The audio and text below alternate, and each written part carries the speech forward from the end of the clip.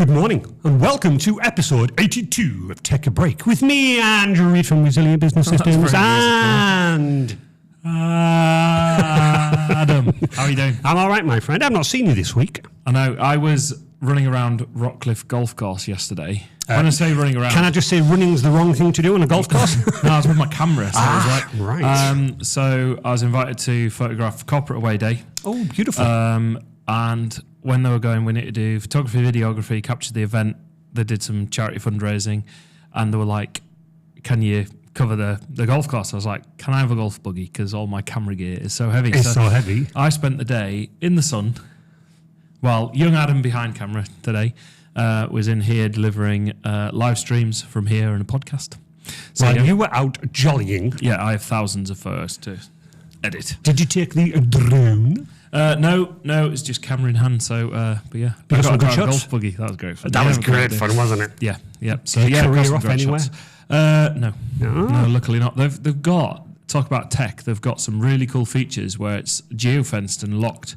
So if you drive near the pond, it locks your buggy. No way. And it says you can only reverse. So you That's really have clever. to. Yeah, it's a bit of a problem though, depending on your approach. So because Yeah, of course. I pulled down to drop somebody off near their ball, Yeah. but you don't know where the zones are. No, you don't. So I locked my buggy and it said you could only go backwards, but I'm like, I'm parallel to the pond. Like, I wasn't pointing at it. No, I was no, like, I'm going to reverse the length of the pond here. At this Yes. time. But no, it's amazing. So like, it's got various things that ping and bong. So when you set off, it's like, obviously stick to the various paths where possible, stay off the greens, and when you enter different things. So as you're approaching the green, you get a notification. It'll say exit the green left, turn left and go around. So I was quite impressed with that for a little. So very impressed from a tech point of view. So were you there all day?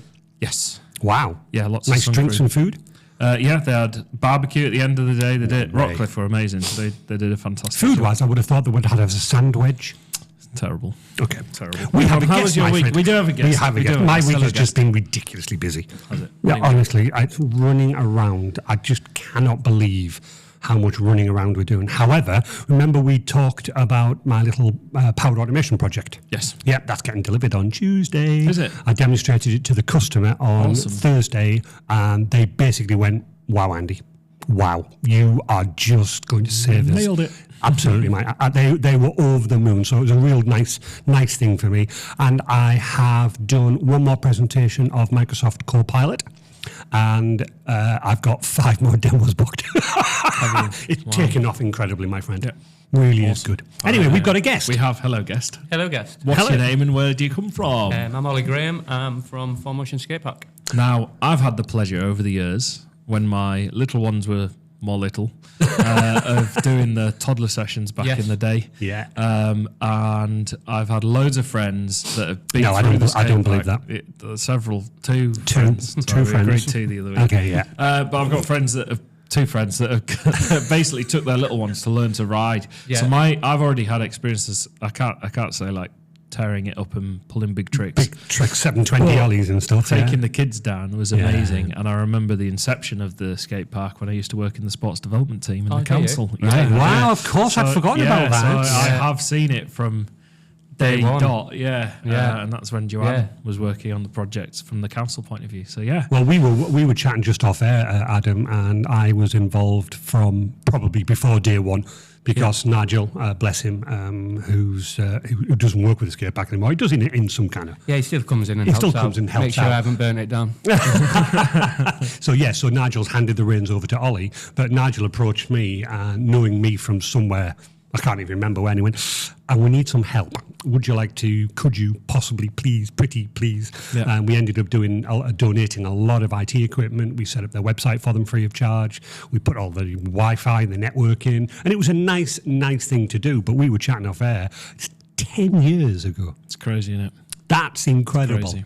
Absolutely incredible. For 10 years, I remember being there in the bleep out the F word, cold weather, because it's freezing when it's in there and it's too hot. But me and Michelle literally laying network cables and putting it all up there back in the day. So for people that don't know, can you just tell us about the skate park? Where is it? What is in there? What do you do, etc.? So we're up on Favordale Industrial Estate. We have the Northeast's biggest indoor skate park. So we have a street section, park section, mini ramp, shop selling skateboards, BMXs, scooters, teas, coffees, sweets, drinks, and are open 7 days a week. Yeah. So what, for people that don't know, what is the street section? Oh, come on, Adam. The street section is more lower level technical Yep. area. So you can easily just cruise around there, roll around there. A lot of skateboarders spend quite a lot of time in there. There's grind rails, things like that. Park section, bigger ramps, kind of think more Kieran Riley at the Olympics kind of stuff in there. So yeah, good area to develop from the street into the ramps if you want to do in the bigger jumps. I can see you on a skateboard, Adam. Falling off it. Yeah, but we also do my favourite session, favourite thing we do in the skate parks, the toddlers. Yeah.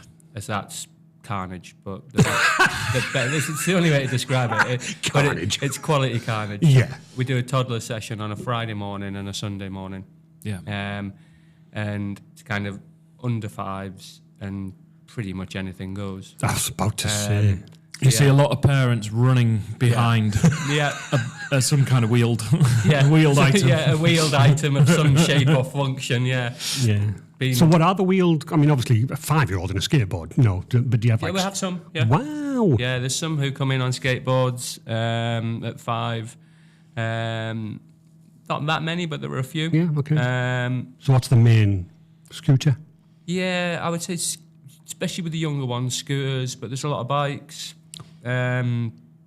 Thursday night's our big bike night. We do youth coaching for that, and regularly have 30, 40 kids in there. Goodness me. All on BMXs, stomping about, causing chaos. So yeah, no, it's good. Yeah. Yeah, well, my firstborn got to grips with riding with pedals, like away he went. Yeah. My secondborn, it was during COVID, when he actually got to ride. Yeah. So I did that at home, but then I've got friends where we've got their kids cycling as well in those sessions, and I think it's such a perfect place. So for those that don't know, it's completely undercover. It's in a unit. Yeah, big old warehouse. Big warehouse. It's a Yeah. 120-year-old building. They used to make Is it? trains in it. Yeah, well, Wow. the carriages. Yeah. So yeah, the path links down to like Hope Town and Yeah. all of that development. Yeah, so it's on the cycle path, isn't it? The black path. Yeah, is the it? black Black path. Path, Yeah, that's the one. It was nice. That's the one. Yeah. Yeah, so huge space, but obviously the surface is great because it's concrete and like really smooth. But then what I liked about it is you're not like, hey kids, don't go on the ramps. Yeah. You let them go for it. Oh yeah, we always say to wear older clothes, as quite often, especially in the toddlers, it turns into slip and slide because the ramps make great slides. Yeah.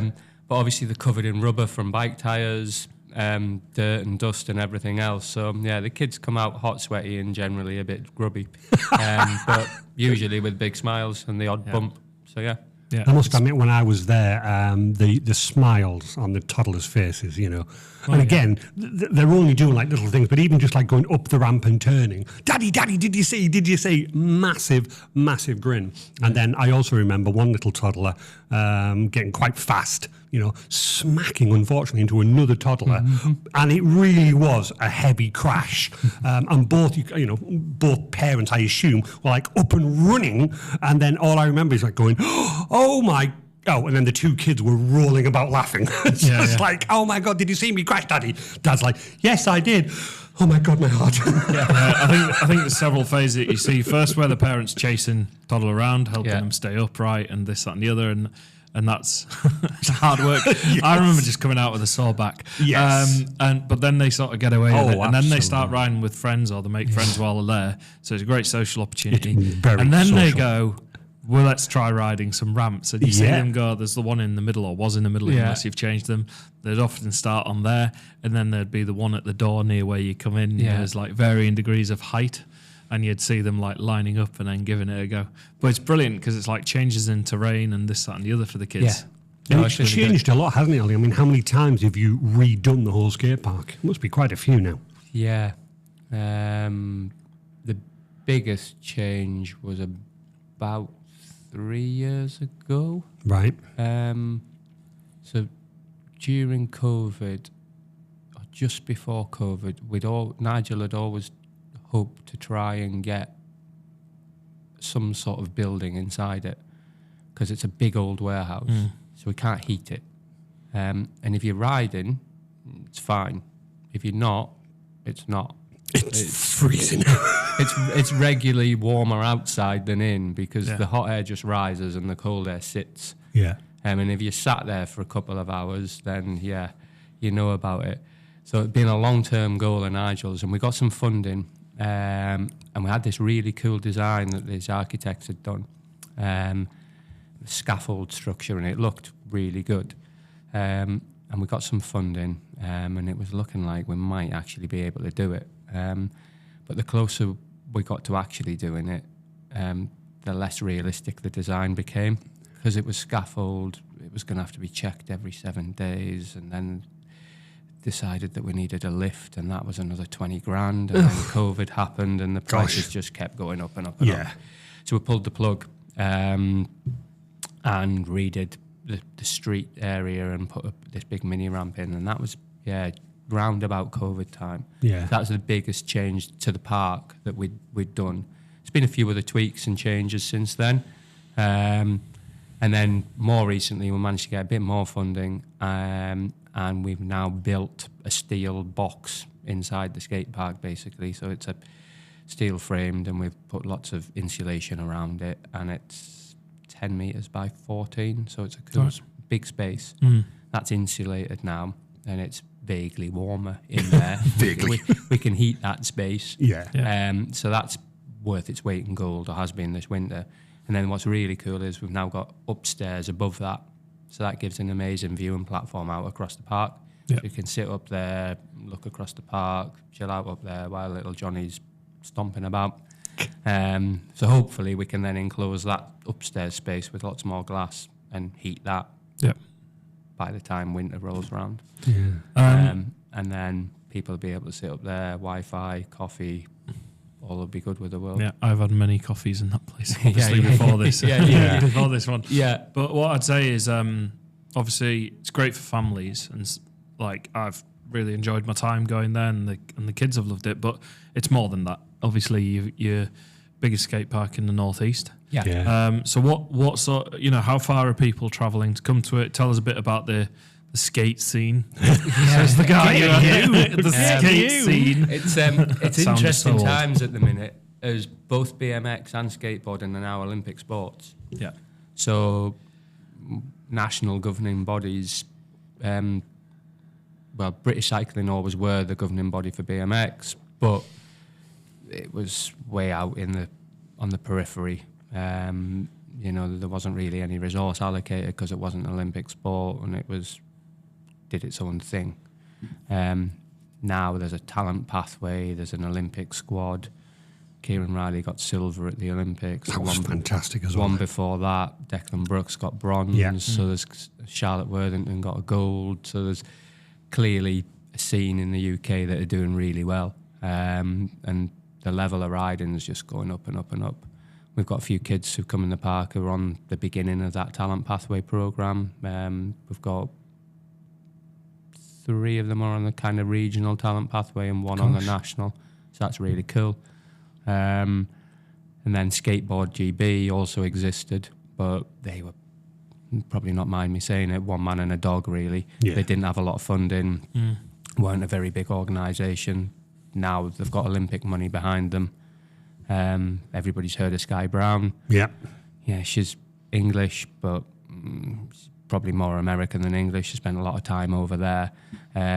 But the development's coming. There's a few up-and-coming kids who are coming through Skateboard GB's pathway now that ranked, I think, about 9th, 10th in the world. Goodness me. Wow. So that development's coming. Everybody's heard of Sky Brown, but Lola Tamblin is another who will be knocking on the door hopefully next time round. And there's other kids coming through as well. So yeah, that's kind of the national scene. Locally, we get people coming York regularly, Newcastle all the time. It's a big pull, as they're expensive things to run because they're quite staff heavy. You need a big space. Yeah. So the rent's always high. So there's not many of them. There's lots of timber. Yeah, there's a lot of timber. And even more screws. You would not believe how many screws there are in a skate park. Yeah. So yeah, I think there's only really one other skate park in the northeast, Right. and that's up at Jarrow. There's been a few others over years, but they've kind of come and gone. Yeah. So yeah, there's not many. We're not like a soft play facility, you know, where you go to every industrial estate and there's one on every corner. No. So yeah, they're expensive things to run.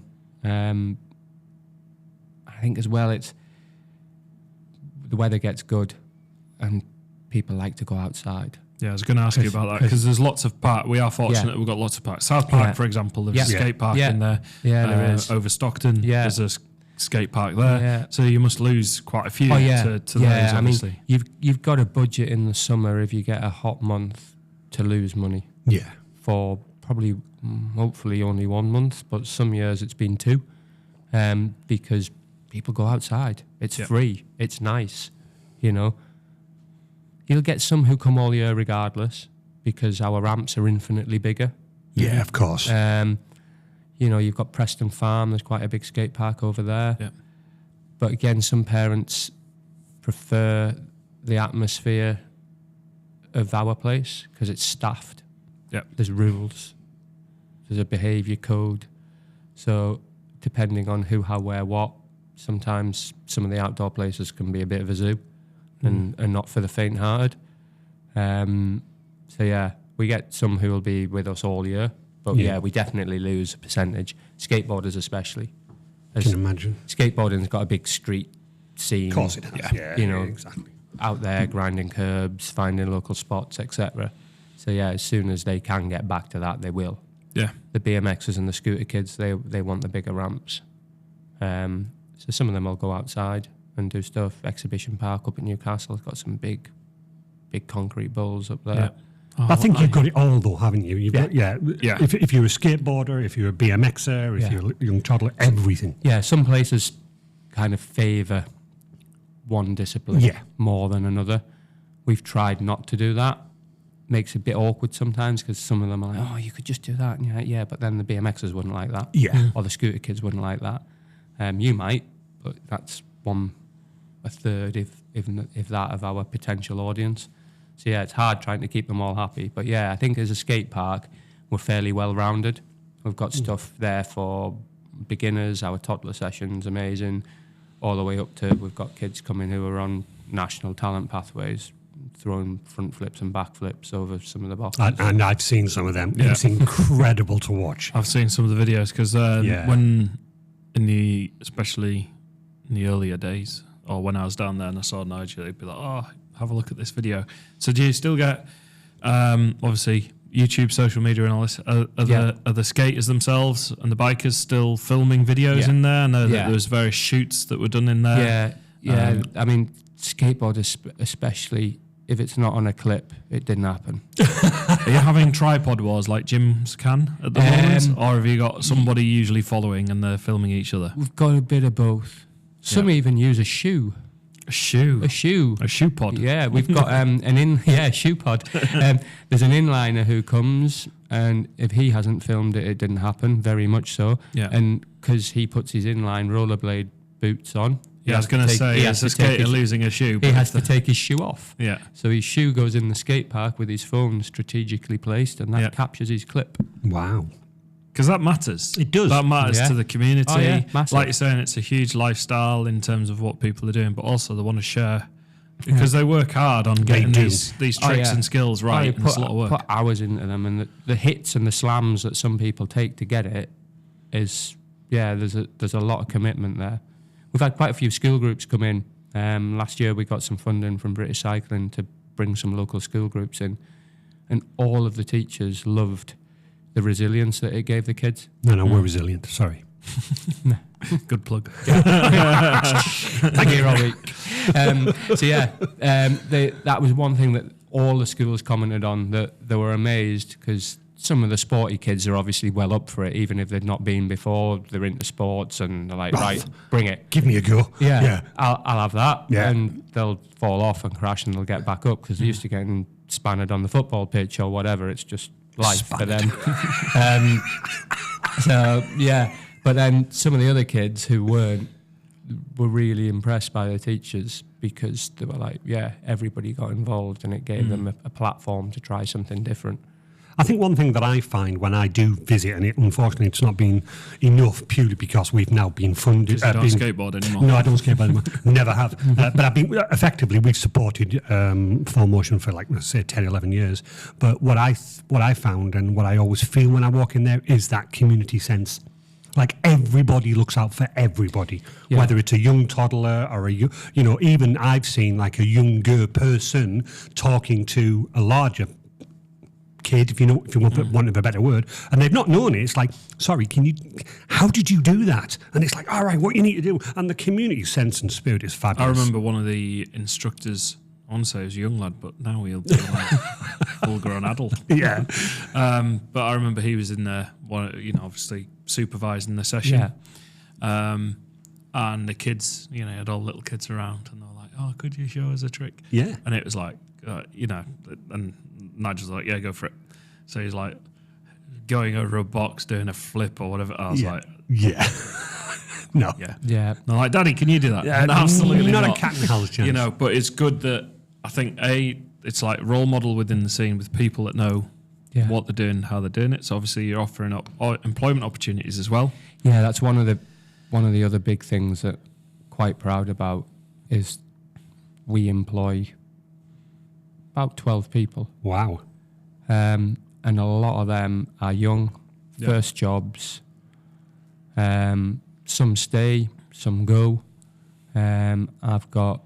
It always makes me feel old when I talk about my team. Like very old. So I think I'm obviously the oldest there. And then I've got somebody who's 30.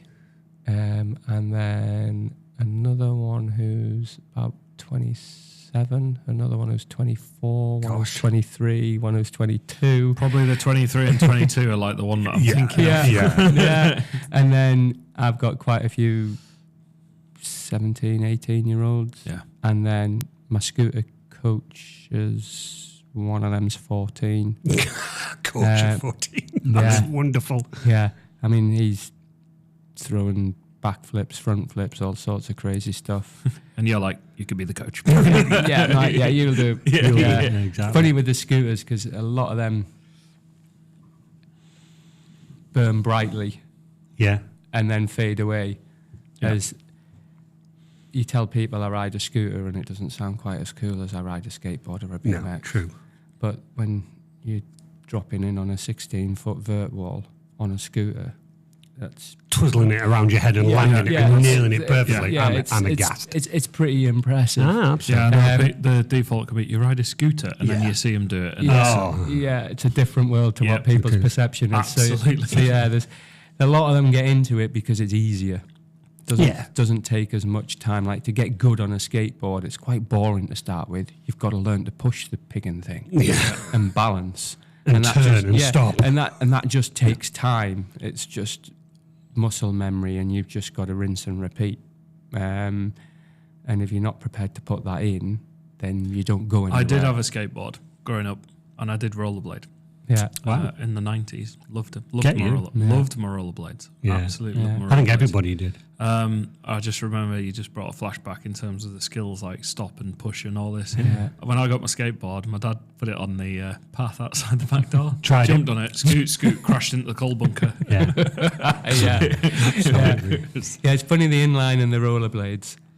We do a Tuesday night session for them, first Tuesday of the month. There's still a scene. It's a lot smaller than it was. Yeah. But there's the real diverse mix come to that. Get some older 90s. Absolutely. Who are I used to love riding my blades. Who are still razzing about on them. Yeah. And then, there's some of the newer, younger lot who are grinding down rails and all sorts of crazy stuff on them. There's a chap down south who started rollerblading. I think it was in the 90s, and he's still going. But what he does is he plays because hockey, rollerblade hockey, or what was it called? Anyway, roller hockey or whatever it was. Yeah. But there's a news article on BBC News somewhere. It'll be on there, and he plays roller hockey in a lay-by on his own, just practicing the shots and skating around. He's just having a great time. It's a bit of activity. Yeah. And he's known in the local area. People go past and pip him and wave and all this. And he's been doing it for years. And he's got a goal and all that. So it's funny how... and it takes me back to when we used to do roller discos. Yeah. For birthday parties in the 90s. Yes, I'm in the 90s. I'm a 90s. Roller discos. And it'd be like, you'd be in school, obviously that week. Someone would come in with a pot on their arm and you're like, roller disco the weekend? Roller disco. Roller disco. I believe you've actually brought a skateboard with you. I have. I tell you what. Yeah. Look at this. Look at that little bad boy. What are you going to do on it, Andy? Yeah.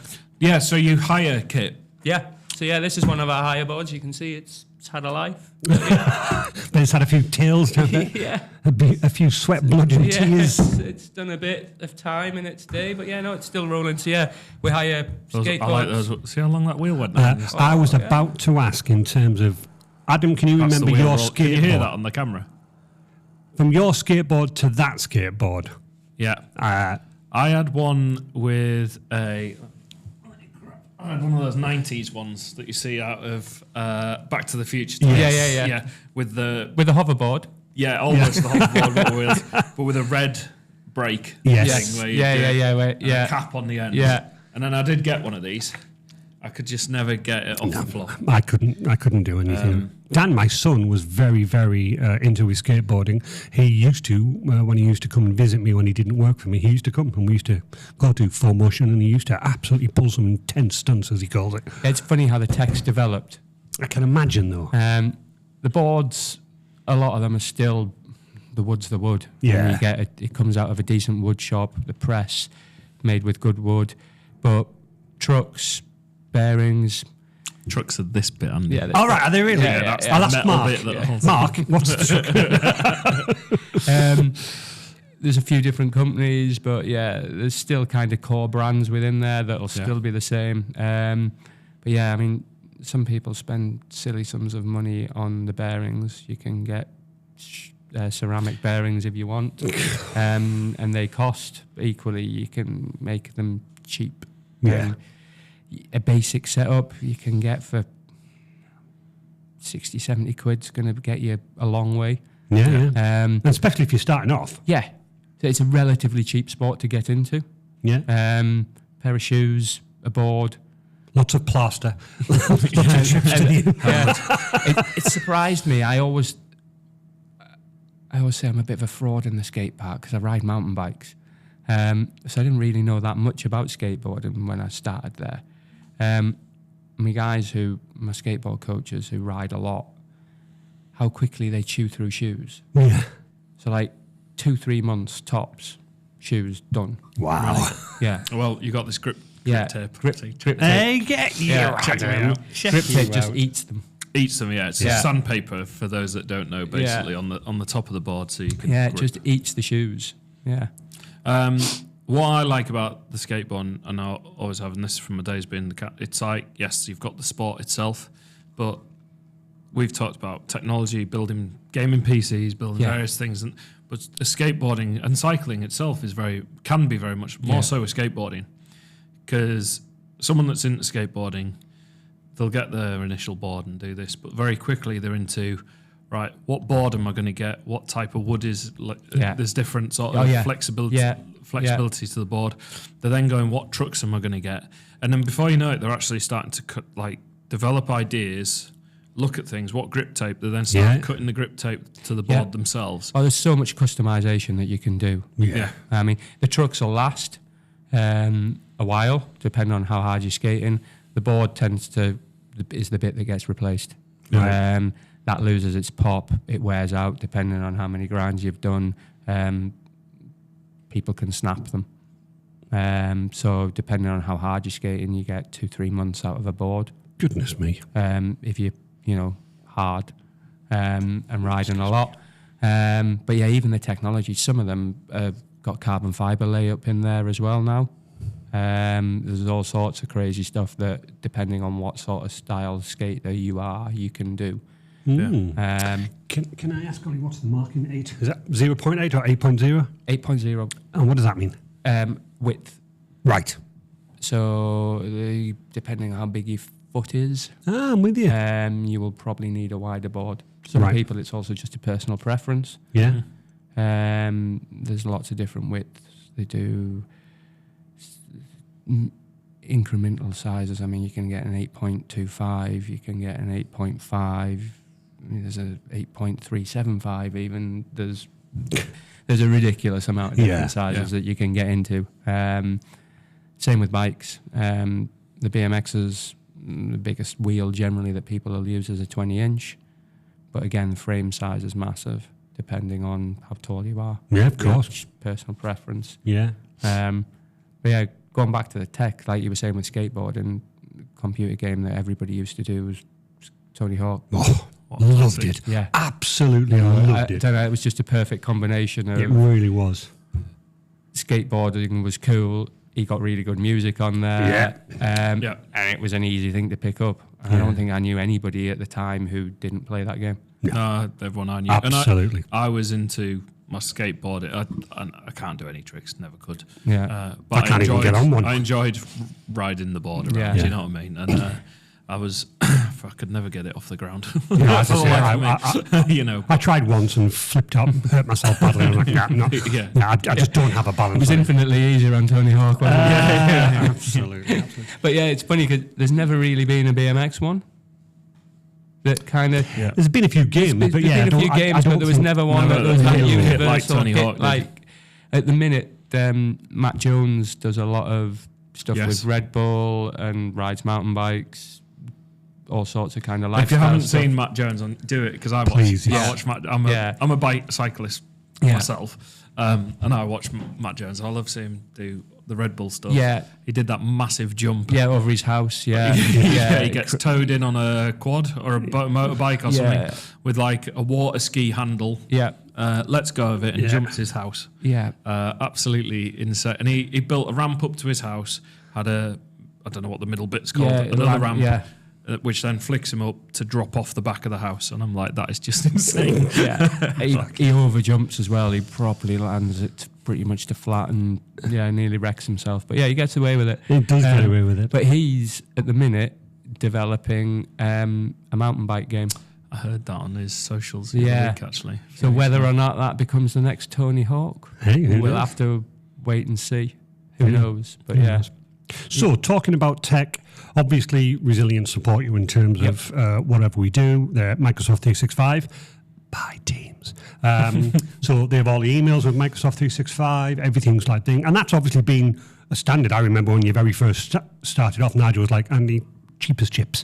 It's what we do. Yeah. Whereas now we've developed you completely into Microsoft 365. And I think last year we actually developed a new portal for you. Yes. So that portal, if you can just explain what the problem was, how we helped, and what's it now helping you with. So it was a bit of a passing the baton, really, as Nigel set the place up. We were very paper-based. Yeah. Everything's now on that portal. So kind of tried to extract as much information as we could out of Nigel and get it onto that portal so that I had a vague idea what I was doing when he wasn't there. And you've done a good job with it, may I add. Well, yeah, there's been moments. So yeah, no, it works really good as it enables some of my team to have access to information that they need. Make sure safety checks are happening, easy to record, easy to evidence.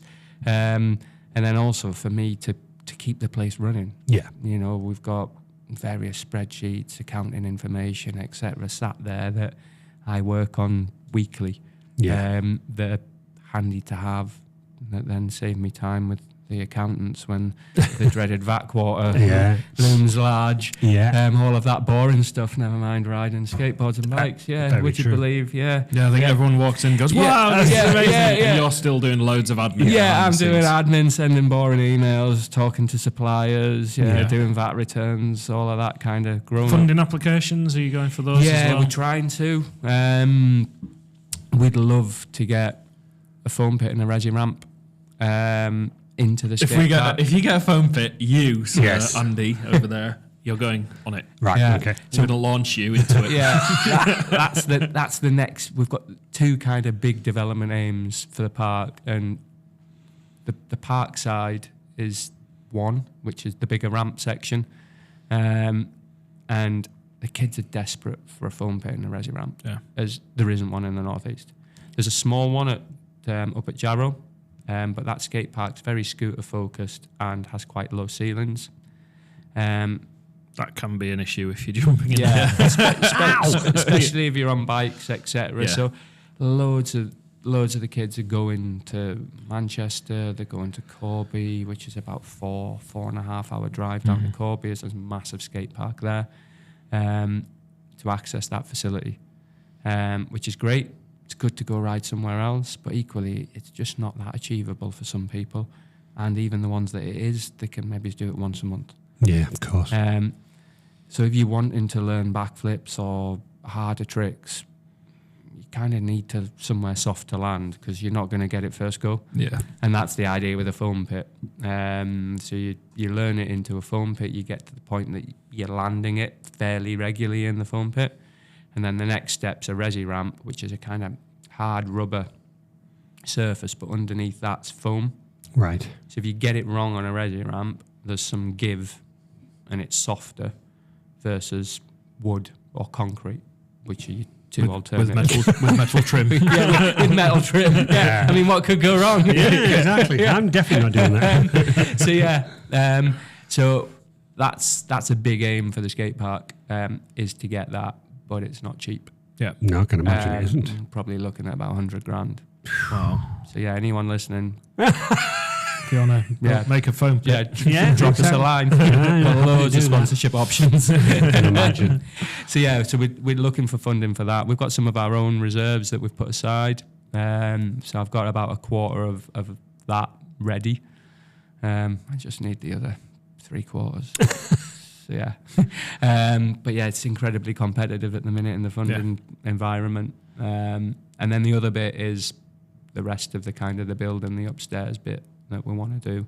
Want to finish that, get it enclosed, get it warm, so it's a nice place to sit and have a coffee, etc. Yeah. I think it's really important though to recognise. I love the ambition in terms of what you're looking to do and establish. And people can often go, "Oh, skate park, right? Okay, it's where people got to skate." But it's so much more than that, because actually you're a hub for like the region. Basically, you're bringing kids of all ages, adults. Yeah, I mean, we get about 25,000 users a year. Yeah, so you're offering like a community space for people with this interest, somewhere to go. Because otherwise, yes, there's local skate parks and outdoors, but I know the Preston Farm one, like I've took the kids there. Yeah. You come into autumn, there's leaves falling on it, which is part and parcel of being outside, right? Yeah. So that's where the space really lends itself. But also, you're offering a supervised space. You're doing all the safety checks yourself. Obviously, the other ones are done elsewhere, but you're doing all the safety checks, and you're available. And also, you've got gear to hire out, and help people out and advise people. Yeah, I mean, we keep it as cheap as we can. I mean, it's £2 to hire that skateboard. It's £3.50 for a bike. So it's cheap as chips, effectively. And you've got to maintain those as well. We maintain them. We get checked before they go out. We do monthly safety checks on all the kit where they're all stripped and reassembled. All of that happens. The community space bit's another one that sometimes gets overlooked. We get a lot of different groups come and use us.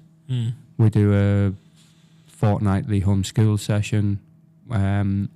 We get a lot of schools who are working with kids on the fringe of education. we'll bring them in. They'll use us as a bit of a treat. Yeah. You know, they turn up and they do their maths and their English in the morning. They get to come play in the afternoon. So we get quite a bit of that. The upstairs space, we've ran a first aid course up there for the homeschool kids. They came, did the homeschool session, and then they stayed and did a first aid course. That was really nice. That was something different.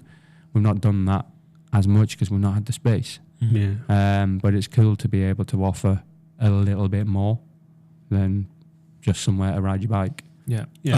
Sorry, Adam. No, I was going to say, so I'm thinking back to the holidays. I was away in Northumberland. We went mountain biking with the kids. Yeah. And we were going past walkers on the trail. And I said to my lad, ring your bell, because he had the bell. Ring the bell. And in the car park, a lady came up to us and went, thank you so much for ringing your bell. She was appreciative because they got buzzed by mountain bikers the day before. You know it from mountain biking.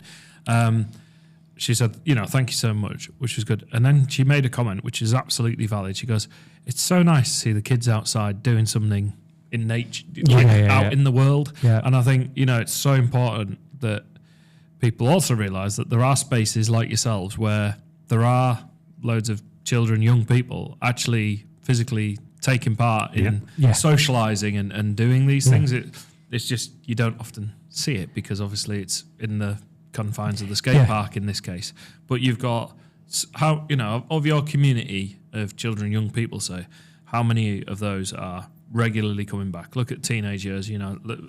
Teenage years, a lot of people drop out of sport and physical activity.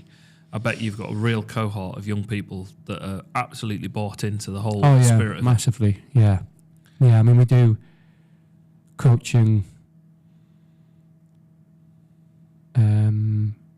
pretty much there's about half of the week we run coaching sessions for one discipline or another. So Monday night we've got scooter coaching, so that's got same kids rocking up every week who are invested fully in it, and then they'll probably stay and ride for a bit after it. Tuesdays we don't do any. Wednesdays we do skateboard coaching, same deal. There's maybe 10, 15 of them every Wednesday night in skateboard coaching. They'll stay and ride for a bit. And then the bigger kids come in, adults come in after that. Thursday night's BMX. There'll be regularly 20 plus on the Thursday night for coaching, and then more after that. And that's really popular at the minute. Friday we don't. Saturday we do everything. And we've got 3 separate sessions on a Saturday morning. So there can be, 32. So that's about 100 kids getting coached on a Saturday morning. Wow. And then Saturday afternoon, everybody comes in. Yeah. Especially in the winter, it can be really busy. Yeah, and this is around obviously your open sessions where you're just able to come in. You don't have to just be coached, do you? No, that's just on top of other people just rocking up. And can you imagine when he was mentioning, and I do all of this manually, Andy, with paperwork, I was like, you're doing what? Now there's nice new tablets and ding, ding, ding, ding, ding, ding, ding, and it's just working. But that's what he was saying. He was like, I do all this manually. I'm like, goodness me. Yeah. One question I was going to ask is, Ollie, is have you had someone that started as a person that just came to the skate park to enjoy themselves but is now employed by you? Most of them. No. Yeah? Yeah, most of them. I feel that was loaded, Andy. Yeah, I think most of them. I think Will had probably been in the skate park. He moved away. He was in Sheffield for a bit and then came back. But yeah, all the others, all of them kind of started off riding. Some of them have never left. I've got 2 who are kind of full-time employees and they've never worked anywhere else. I find that the fact that they started there doing whatever, skateboarding, BMX, and whatever, but then to actually have the commitment to go, can I work with you and help train up, other kids over there? That's, again, going back to the whole community spirit. That's fabulous. Quite a few start as volunteers as well. Are they really? Right, okay. So, especially the younger ones, it's kind of right to start off as a volunteer. And the perk then is that they can come in and ride for free. Of course. And we'll sort them out with much reduced kit. Yeah. And then assuming they're half decent,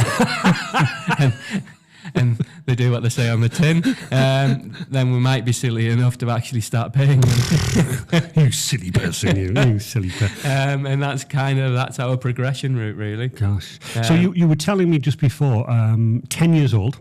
Yes. Yeah. What does the next 5 years, next 10 years hold for 4Motion? Hopefully, a nice warm space and a foam pit or a resi ramp, or maybe even both. Right. Let's be ambitious. Yeah. So yeah, that's they're our immediate term goals. And then maybe in the next 5 years, we get a kid onto an Olympic team. Oh, do you know what? Cool. That would be amazing to see come up saying, 4Motion. That would be. So the heating is definitely something that I've experienced, and it's Baltic. It's done that. But again, you were talking about if you can get the heating, you're upstairs. Yeah. There's no reason why that couldn't be opened up to anybody wanting a meeting there. Yeah, that would be nice. Another avenue to explore is kind of that community space option. So yeah, we've started down that route with the first aid course.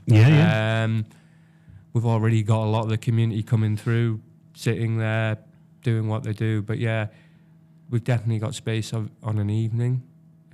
Weekend, it's fairly busy.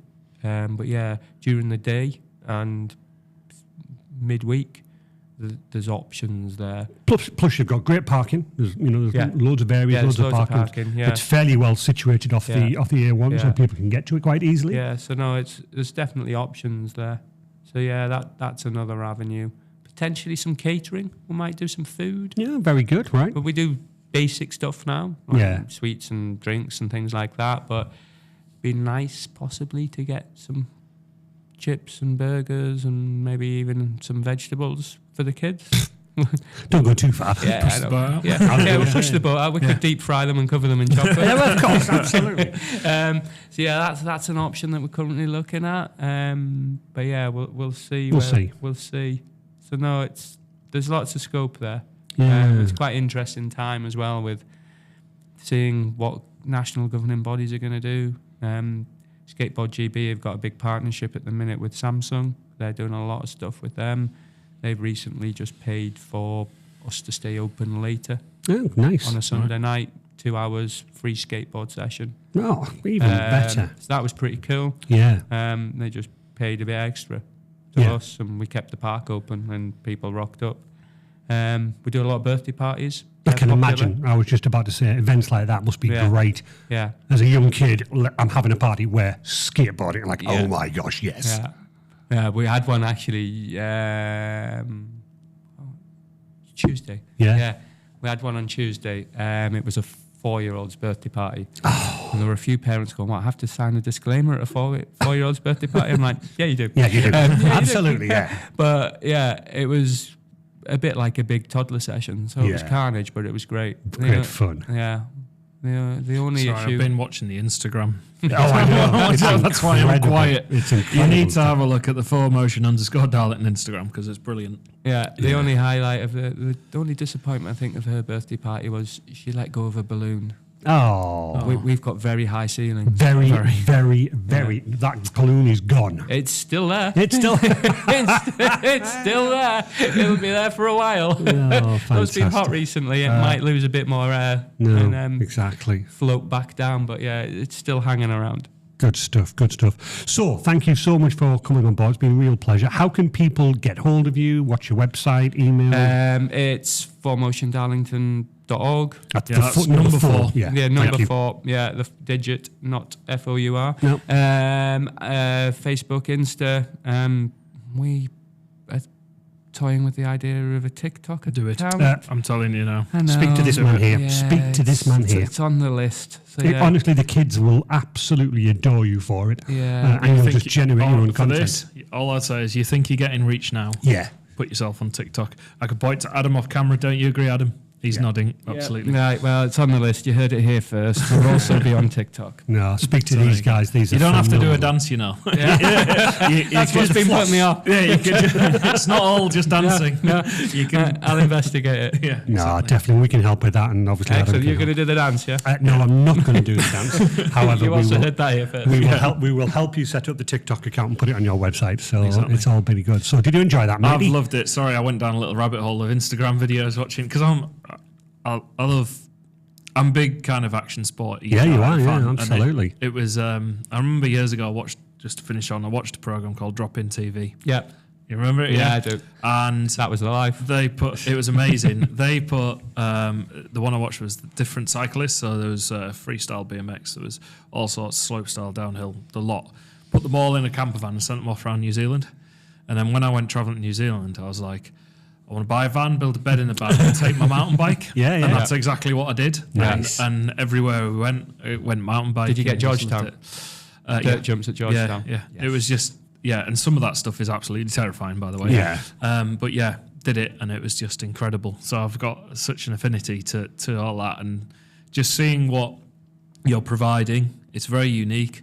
Obviously, regionally unique as well. Absolutely. I'm proud to be part of it. Yeah, and it's important to have those spaces for people to participate in these sports because they, for all that, they might be BMXing now, hopefully it just gets people into the habit of living a healthy lifestyle.